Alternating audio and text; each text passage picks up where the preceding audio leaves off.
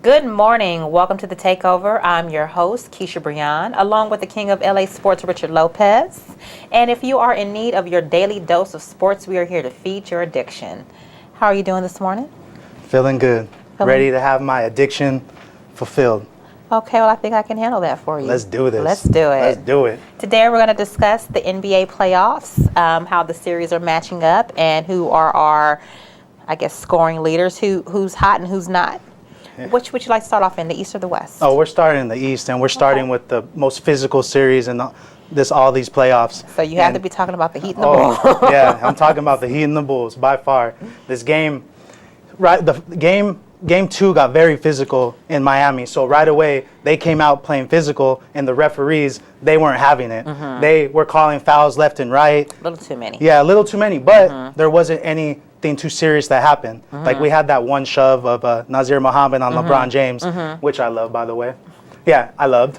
So, he had that one shove and was really for nothing. He got a technical foul. LeBron had the technical. He got tossed out. Yeah, and then Muhammad got tossed out, but really, what's Muhammad going to do for that team? Yeah, well, you are right. The series has been very physical. They already have 12 techs between the two teams. The Bulls have 3 ejections already. So I guess all the fouls that the refs are calling is just their way of trying to keep the game under control. The Heat actually won 104-94 on Friday night. And they play again tonight, and this one will be in Miami, I believe.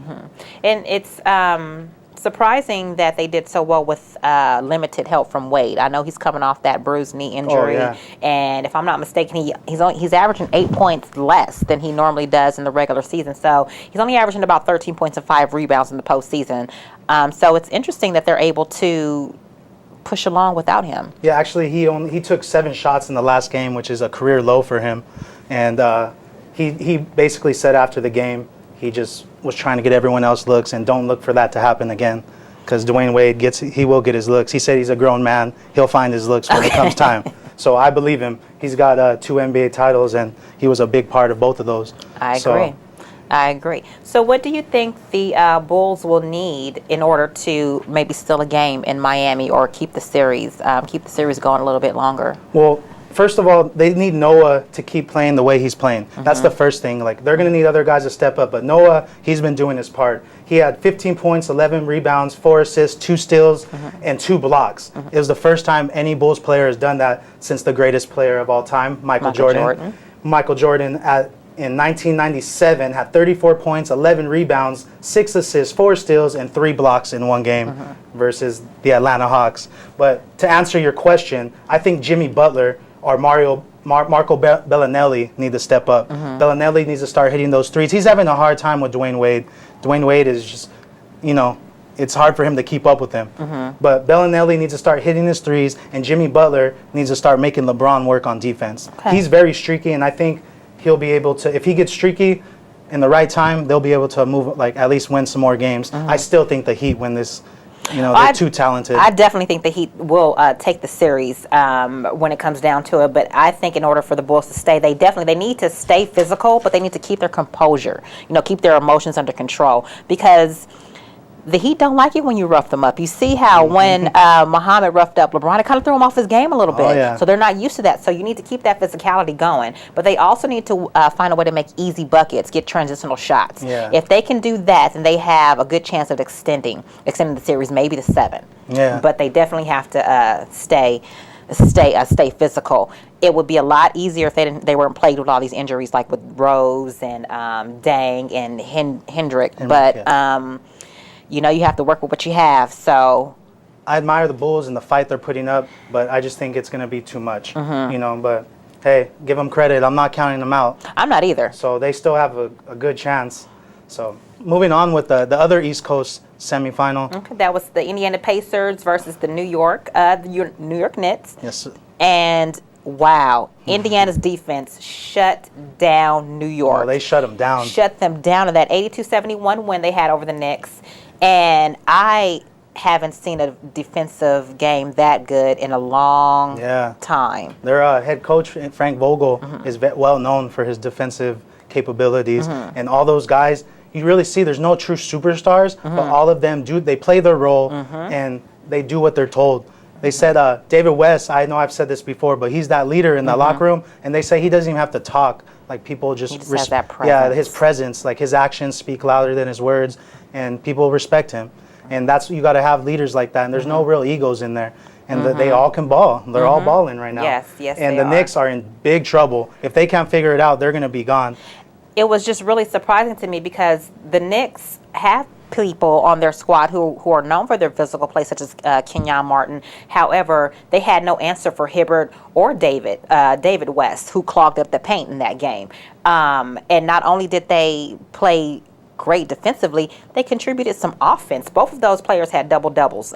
West had 11 points, 12 rebounds. Hibbert had 24 points, 12 rebounds. So they contributed on both ends of the court, which is when you can do that, it's hard to shut the Pacers down when they do that. And everyone was hyping up Stoudemire making his comeback, but he really didn't do much. I think he had 8 points. And he didn't do much. Him and Carmelo don't really work well together, so they were not on the they weren't on the court at the same time. And the Knicks are in trouble. If they can't figure something out, they're going to make an early second round exit from this postseason. They just might. Like you said, Stoudemire needs to bring it up. He only had the 7 points playing about 9 minutes. Carmelo, he did okay. He had 21 points, but he also had 4 turnovers. They had 4 turnovers, and he missed his last 7 shots that he took. So he's going to need to be, if he wants to be that go-to player, he's going to have to make those shots in the clutch. The sixth man didn't show up. J.R. Smith, I understand that he said he had a fever, 102, that he was kind of sick, but you played 24 minutes and you contributed 9 points. Not acceptable, especially when you're the sixth man, of the NBA. So they need to do that, and they need to find their three-point shot again. That was like their regular season weapon.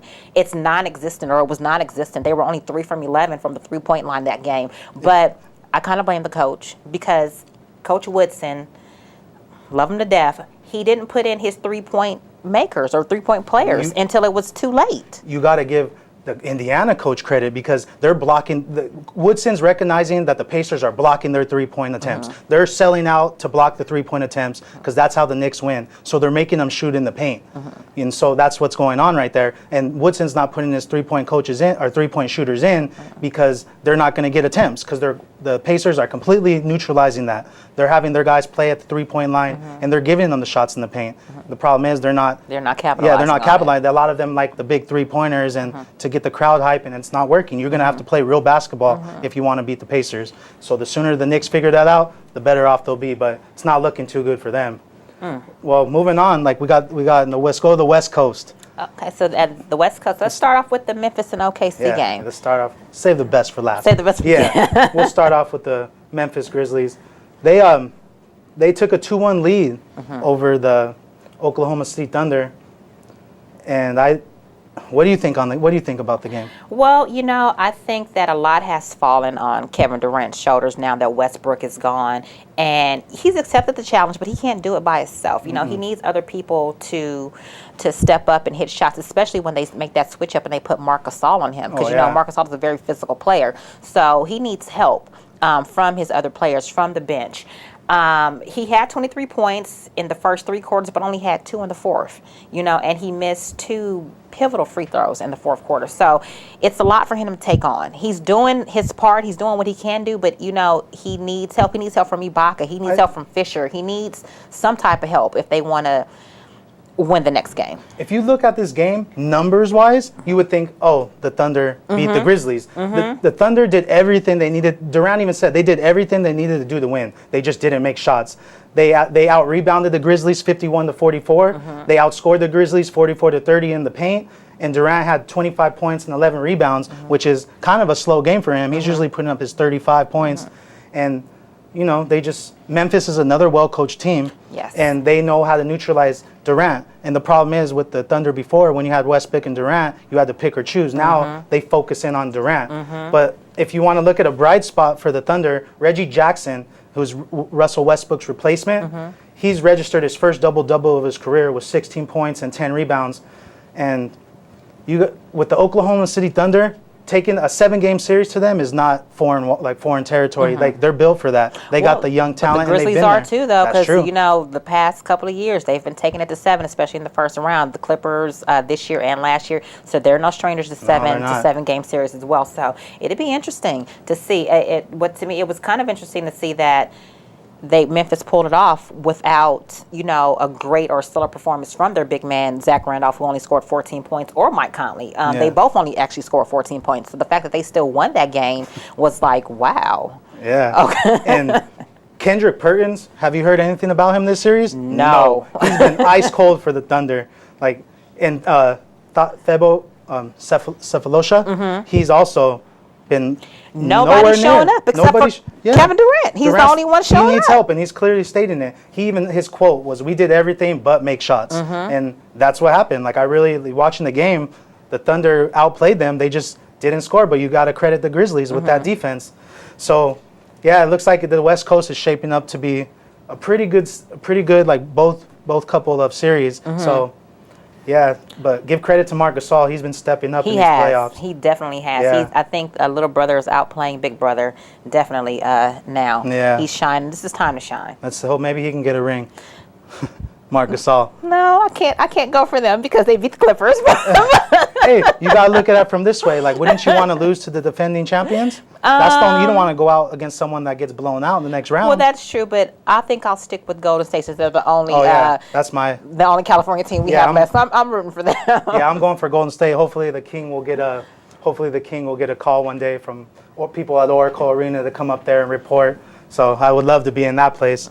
And speaking of which, I think that they are bringing the most exciting series to date. You would think because the Spurs are so fundamentally sound that the series would be kind of boring, but it has been anything but. 3 overtimes.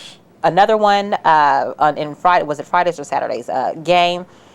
But awesome series. Yes. I'm absolutely loving the David and Goliath, the little brother, big brother. Let's pass the torch. The Warriors series they have going on. They won 97-87 on Sunday.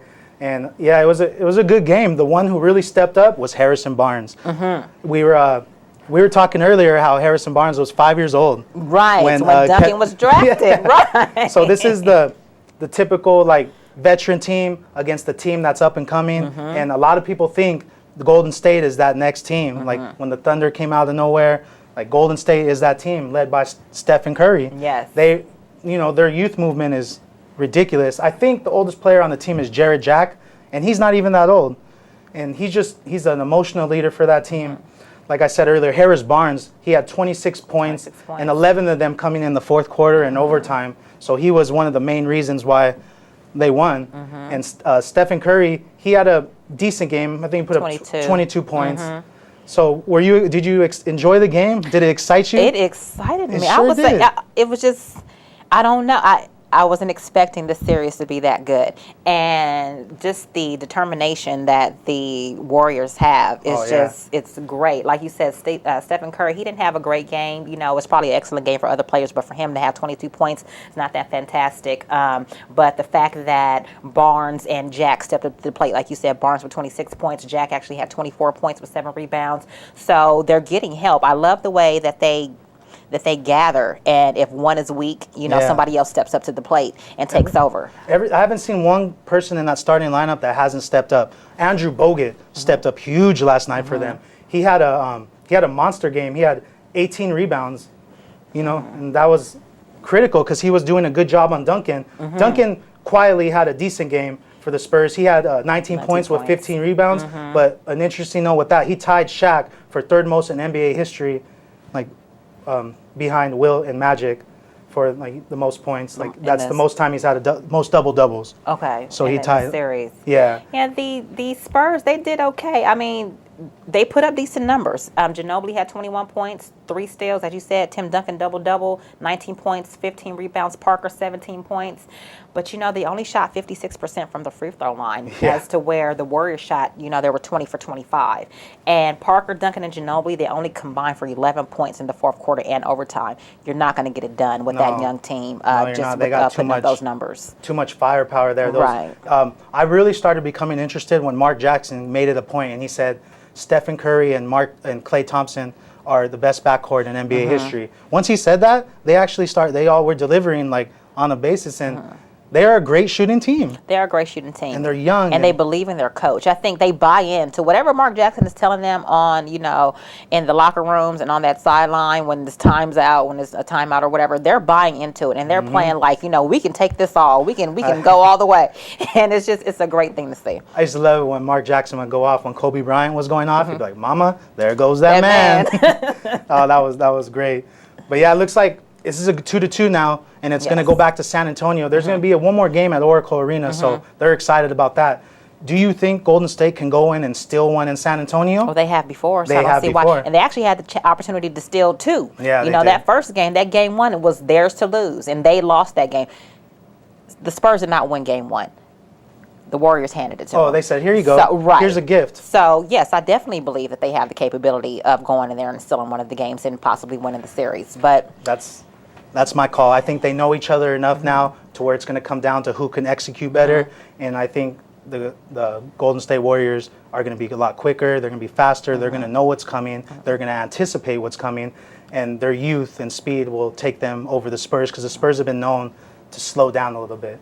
Well, yeah, they're more of a fundamentally sound team, but because of that, you can't count them out. No, yeah, of course not. They're a veteran team. They've been here before. They've been in this situation before, so they'll know how to pull themselves up by the bootstraps, so to speak, and execute when they need to execute and win a game if they need to win it. So it's going to be very interesting to see what happens. I'm so excited to see it. Me too. It's going to be great. Me too.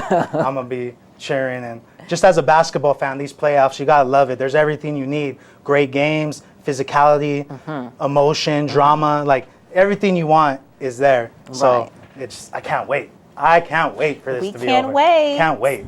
Well, that is all that we have for you today regarding the NBA playoffs. You can catch me on YouTube at Khisha Brij'on. And you can catch me on my YouTube channel. Let me get my camera spot. Where am I at? All right. You can catch me on my YouTube channel, The King of LA Sports. Catch me on my Twitter, Rich Lopez, KOLASE. You can catch me on Instagram, The King of LA Sports. And that is it. I want everybody to have a great day. Well, we thank you very much for watching The Takeover. And until next time, may the sports be with you. And don't be afraid to roll the dice.